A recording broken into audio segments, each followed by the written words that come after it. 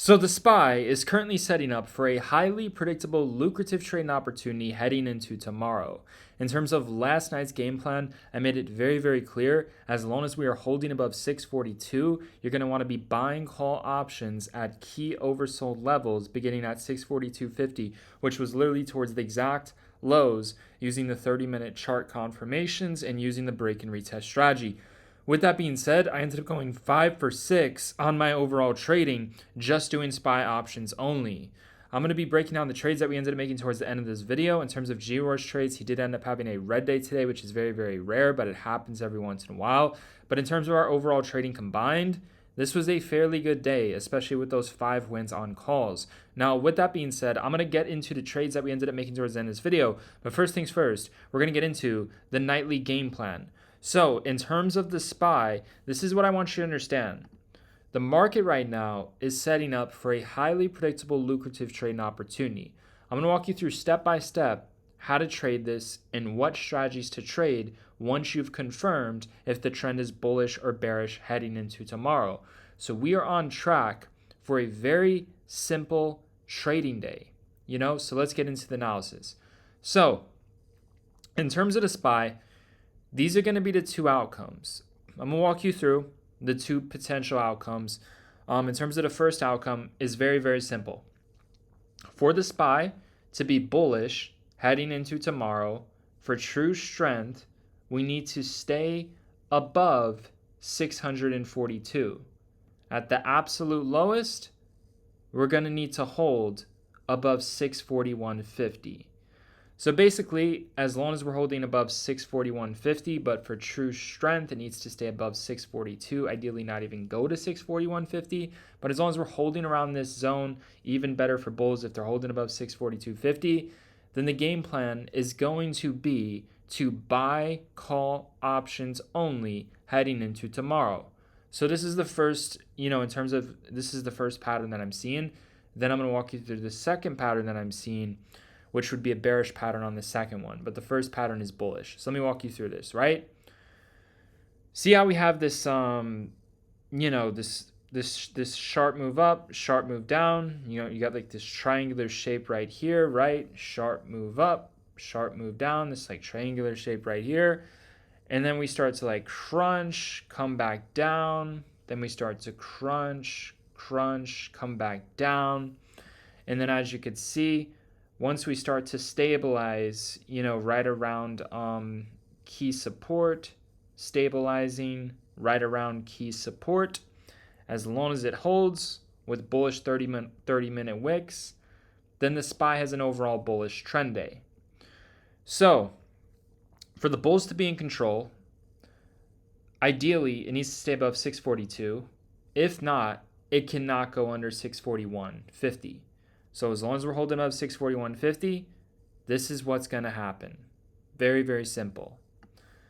It's going to try to spike and have a bullish trend day. Now, in terms of this situation, what I would actually do is I would actually wait a little bit. I would wait for like hours of support to form above 641.50 to 642. Then if we're starting to break above like 643, drop back down and retest, forming higher support, green bullish 30-minute candlestick confirmations, green, red, green. Look to go long, look to buy calls, ride this back up to 645. If we're staying above 642 and we have a nice break above 643, drop back down and retest, then that will finally be the day where the SPY retraces and starts to break above 645, go into an absolute high heading into tomorrow of 646. That's the first game plan. Very, very simple. And what I would actually encourage you heading into tomorrow in terms of this whole bullish idea would be to buy at slightly higher levels. I actually wouldn't encourage, buying, if you're looking for the best confirmation at least, during normal trading hours. If we're just holding above this support zone right here, 641.50, 642.70, we're just holding above. That's a sign of bullishness. But what I would do is I would wait for like a breakout, right? So you can determine the resistance, and the resistance would be, right around here towards like 642 mid to 643. Since we're starting to drop, it would be mainly 643, right? So just envision this is 643. SPY has a nice little 1 point, 1.5, 2 point breakout, drops back down, retest, forms the higher floor. Green, double slanted red, green, buy calls on the break and retest. Bullish pin, holding for a long time, buy calls on the break and retest. Red and green, trend reversal confirmation, buy calls on the retest. Could be a red in the middle, green in the middle, or a red pin up, green pin up. Green, red, green, buy calls on the retest, break and retest, right? So at that 643 level, I would actually encourage bulls to focus on a slightly higher level heading into tomorrow rather than trying to buy at the exact lows. And if you do try to buy towards the exact lows, towards 641.50 to 642, then in that particular situation, it might actually be wise to set an overall stop at 50% and stop yourself out for a small loss in that particular situation at 50%.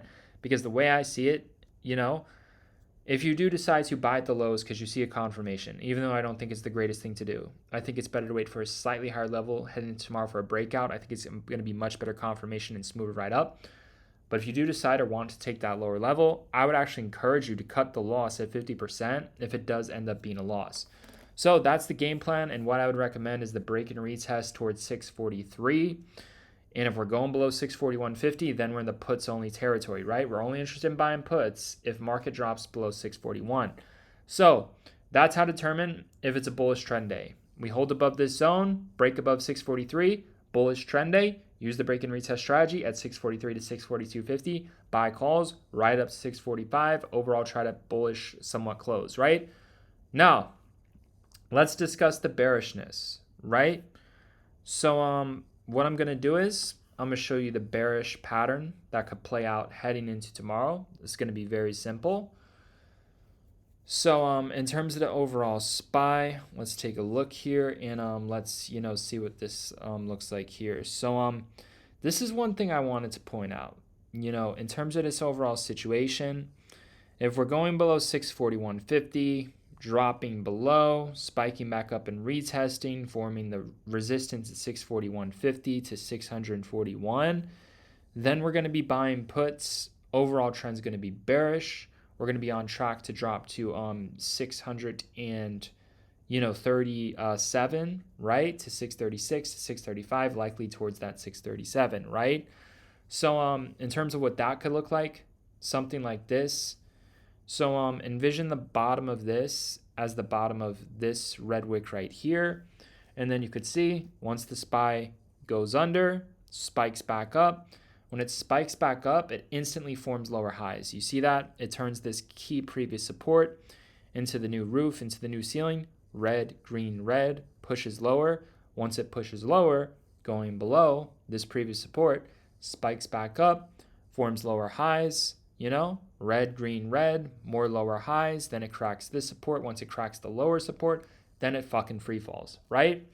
So if you're looking for the safest ways to determine these overall trends, you might be better off going with levels that aren't considered the best. Meaning, once the SPY goes under 641.50, look for that new bounce zone. Say it bounces at like 640.50. Say it drops $1 and it bounces from there. Well, once it goes under 640.50, then just buy the fucking puts, right? So if we go below 641.50, right? 641.50. We drop $1 to 640.50. We spike back up, form some lower highs, maintain below 641.50. That's fucking bearish. And then once we go under the new lower level, 640.50, just buy the puts. It'll continue to flush to 637. And then same thing for fucking calls. Once we go above 643, and then we go to 644, drop back down to 643, then just look to buy the calls. You can use confirmations as well. But I would say the easiest and safest way to determine this trend is literally just do what I said and trade at the slightly higher levels, right? So for puts, think of, okay, the market's reacting bearish, the market's dropping, the market went below 641.50, wait for it to bounce, and then once it bounces, the low of that is your new level where once we go under, just buy the fucking puts, right? And then for calls, break above 643, drop back down, hit 643, and then just buy the calls, right? That's how I see this. I see this as an opportunity where if you're looking for the safest confirmation to determine the trend, trade at levels that are good. They're just not 100% the best. But in terms of what's going to be in alignment with that likely into tomorrow, a smoother, quicker trend, right? Better timing. So just keep that in mind, you know? And I'm not saying you can just do that. You can also aim for better levels as well. But in terms of what I believe is the smoothest, easiest ride of timing and also, you know, the strongest way to confirm the trend heading into tomorrow, I actually believe it's going to be trading at slightly lower levels, you know, breaking out above 643 and then just breaking below like 641 to 640.50, trading at levels that just aren't as amazing. But once the move happens, if you just get it on the momentum, it should be a nice quick win where you can walk away, call it for the day, and just be green, man. You know, in terms of trading, today's price action was difficult. You know, it was difficult. It was challenging, especially for those of you who trade far out of the money 0-day options. You know, this is not ideal price action with this chop and smaller moves, you know, price action tight. This is price action where far out of the money 0-day options traders do not thrive on.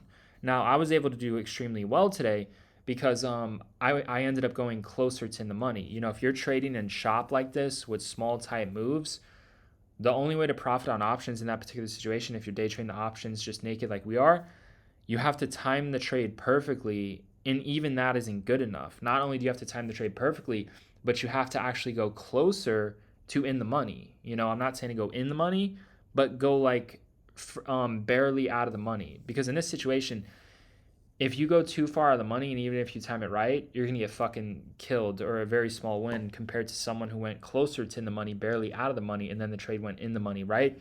So, I mean, in terms of my trading today, it was able to thrive in this price action because the game plan said right here, if we're holding above 642, we're buying calls, and the key level for calls was 642.50 to 643, literally towards the exact lows. So, you know, I looked at the curriculum, and the curriculum was all there. Everything was in alignment. Green, double red, green. That's a bullish pattern. I told you to buy calls on at our key levels, and then the next 30 minutes was green, and it pushed to higher. So if you would have just bought, you know, 643 calls that were barely out of the money and sold them in the money, you would have banked. And we had that trade worked out perfectly. Green, red, green. Buy calls next 30-minute opening. Spiked bullish. You know? Green, red, green, buy calls and opening the next 30 minutes, spiked bullish. Green, double red slanted, green, pushed fucking higher. So you get the point, man. Every single pattern that I've been telling you to use at our levels to go long worked today. And again, this is how I was able to be extremely successful day trading in a market where in terms of today's price action, in terms of strategies and systems, even if you did what I just said, you could have potentially lost money if you went very far out of the money. Like I said, with these overall trades, I was looking to make quick 50 cent to $1 spikes in terms of price action on SPY, aiming for smaller wins because I recognized the chop. I recognized the price action was horrible, especially for our style of trading. So I adapted. I went closer to the money, you know, not as far out as I normally would go. Normally it's 2 strikes. This time I ended up going 1 strike. G-Roar, I mean, in terms of his main system, he'll go out multiple fucking strikes. He'll buy the absolute cheapest ones. Me, I go a little bit closer to the money, but still far out. But man, he'll go sometimes 10 strikes out, 15 strikes out. He buys the absolute cheapest, man. It's just in market conditions like this, you just can't do that. You have to adapt accordingly, or you're just gonna end up with a red day. But it happens, man. But it's very rare where this happens.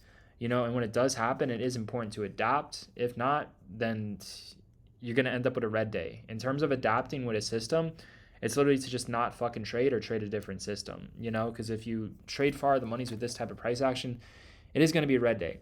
But the good thing is, like I said, man, this rarely happens in terms of this overall market, especially, you know, with Trump and everything. Like, this rarely fucking happens. It's usually massive volatility days. And part of adapting, and something that most people don't even realize, is it's actually to not trade. You know, part of adapting isn't trying to like trade, it's literally to not fucking trade. If you have a system that works, you just gotta be able to identify the price action. And if the price action isn't in alignment with your system in terms of going further out of the money, then just don't trade. Sit on the sidelines or use another system. And that's what I was doing. I was using the closer to in the money system because I understood in terms of price action and chop, the moves weren't going to be too big. And you can't go too far out of the money, especially if you're trying to sell in the money on far out of the money. So and that's what I was doing. So it was quick flips, man. Just think quick 40 to 100% flips all fucking day, 5 for 6 on the day. That's what I ended up doing. But yeah, man, that's the game plan, and that was today's price action. Fairly choppy, fairly shitty. I think tomorrow is going to be the day. If you're wondering, like, we were waiting for the big move. It's either 645 or 636. We were prepared for it. I adapted accordingly. If you're wondering, I think tomorrow's the day. Market picks up, the trend kicks in, and we get that nice one-sided overall move, less chop, smoother trend. Tomorrow's going to be a much better day to be trading far out of the money options. So I think we'll get the big move tomorrow. That's how I think the market's setting up here. If not, then just something like this where you see how we're just slanting down, and then a green, red, green reversal, spike back up, and then it drops. Green, red, green reversal, spikes back up, and then it drops. And then the potential high on that drop, it could drop first at 643.70, and then it could drop again at 644.60 to 600, and 45 to 646 be the next ranges, right? That's another idea and pattern to keep an eye on.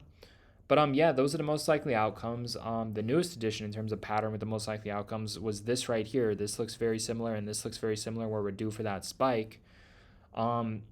But yeah, man, if we're going below 641.50, the next main call level would be 635 would be the absolute best level.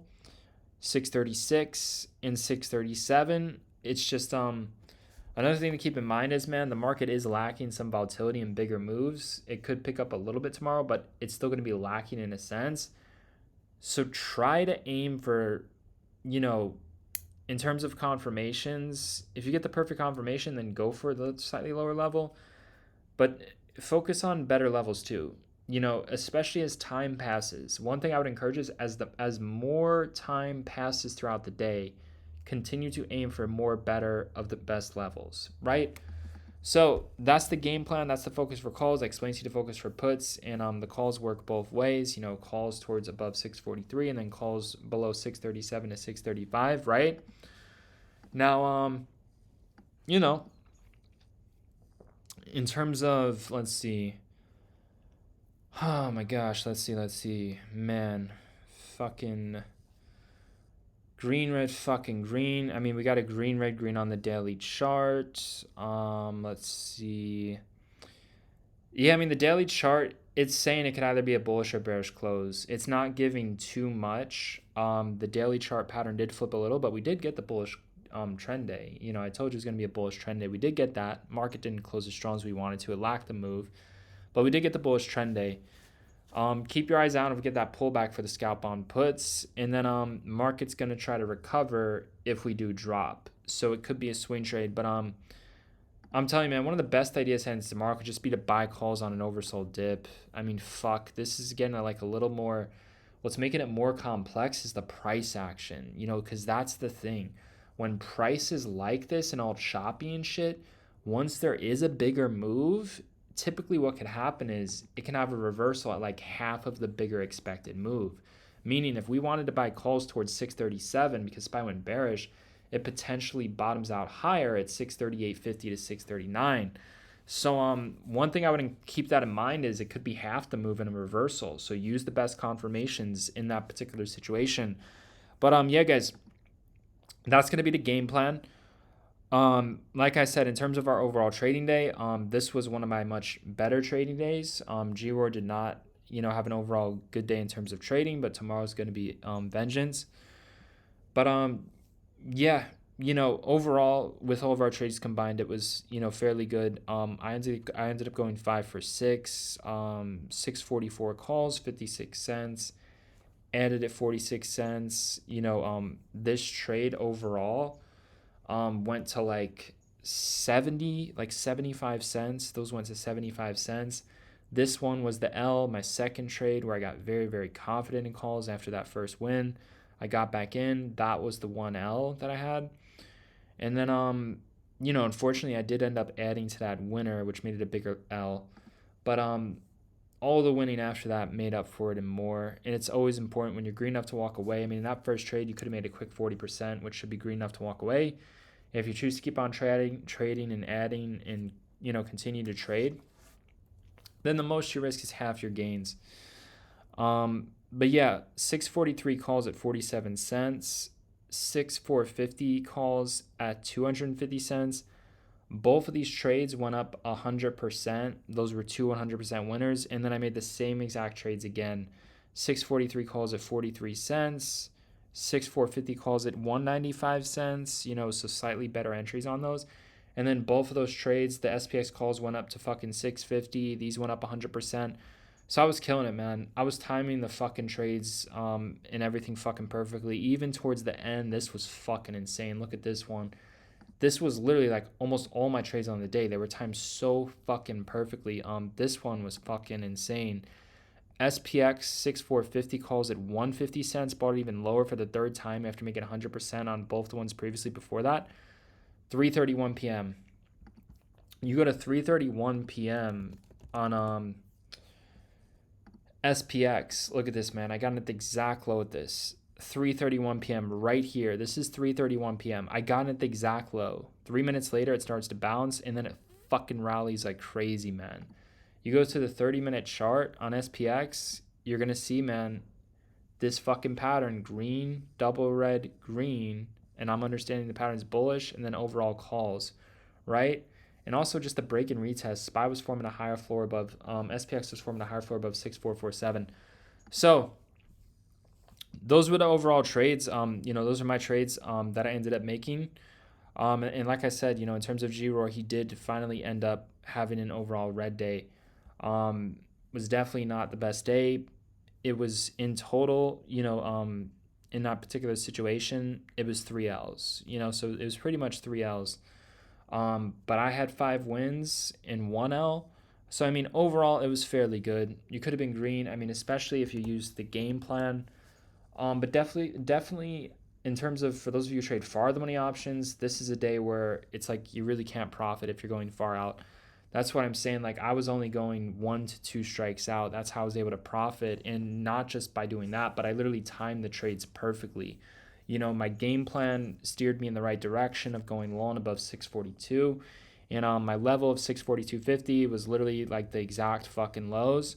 So using that, along with all of the bullish confirmations, green, double red, green, green, red, green, green, red, green, green, double red, green, all of that, break and retest, higher support, trend reversal wick, all that fucking shit, I was able to go fucking green. So yeah, it's just important though, because to go closer in the money when it's choppy like this, because if I would have went further out, even with my perfect timing, they would have been very small wins and some would have been losses, So yeah, I adapted accordingly, man. And this was a great day in terms of my trading. I mean, fucking 5 for 6. That's fucking phenomenal for me. And the wins, like I said, we had SPX trades, 300% SPX fucking wins, man. So even with the L's, losing could have been a personal choice. So yeah, that's gonna, wrap up tonight's video. This is gonna be a fucking short one, man. So for those of you who are serious about trading alongside us and joining our community, we're just getting started for the overall week. We're going to absolutely fucking crush it. It's the first link down below in the description. You gain access to our real-time zero-day options trading alert system. You gain access to our trades. We buy cheap, low-risk, far-the-money zero-day options. We're known for selling deep in the money for the biggest percentage gains. We're known for adding to winners and setting profit stops. If you set a profit stop, it's impossible to go green to red. You get profit stop down in the green. If you add to winners, you double to triple your gains, and setting a profit stop protects, what you're putting into the trades, which is your max risk per trade, R multiple. So the most we put in is our max risk per trade. If we lose 1 R multiple, then the trade expires worthless and goes to 0. There is no stop losses. 7 out of 10 times where we are down on a red play, 50% plus a dead play, it comes back to life and it goes green. You're going to see we have the highest win rate in the game, and we rarely ever have a fucking red day. In terms of Giro, he finally had, a red day, but in terms of me, I had a very nice green day, so it balanced out. It's like you're rarely going to see us have red days. It just rarely happens. But in terms of like, G-Roar's main trading overall style, where he goes further out of the money. I'm known for going out of the money, but not like extremely far out of the money. That's one of the differences between our trading styles. And I like to focus more on timing, near perfect, and getting in and out, a little bit more of speed to that. But I do look to hold my trades, especially on runners. I like to hold on runners, but yeah, I mean, that's one of the differences for sure in terms of how we trade farther money zero-rated options. He's known for going further out of the money. Like, I've never seen anyone go as far out of the money as he does. He'll go like fucking 10, 15, 20 strikes out sometimes. It's fucking insane. And he'll literally be getting in towards the exact close of the trades. And then sometimes the trade will literally work against the direction he's on, but the contract's already bottomed out and it just stabilizes and it still fucking goes up within time. Like, it's fucking insane, man. He'll go like 5, 10, 20 strikes out sometimes. In terms of my trades, at the absolute most, like 3 strikes. I'll go 3 strikes out, but typically 2, and on a slow, choppy day like this, 1 strike. And then I look to sell the vast majority of my trades, deeper in the money. So, I mean, if you could time that right, it's still cheap, low risk, and they're fucking amazing fucking wins. But, yeah, I mean, those are some differences in terms of our trading styles. But on a day like this, I mean, this is where someone would thrive only if they can time the trade well and go closer to in the money. If you go far out of the money, even if you time the trade well, if you go too far out, it's like you're not going to be able to really make much, if not anything. We really like our trades to go in the money as well. But yeah, I mean, that's our overall trading styles in trading system.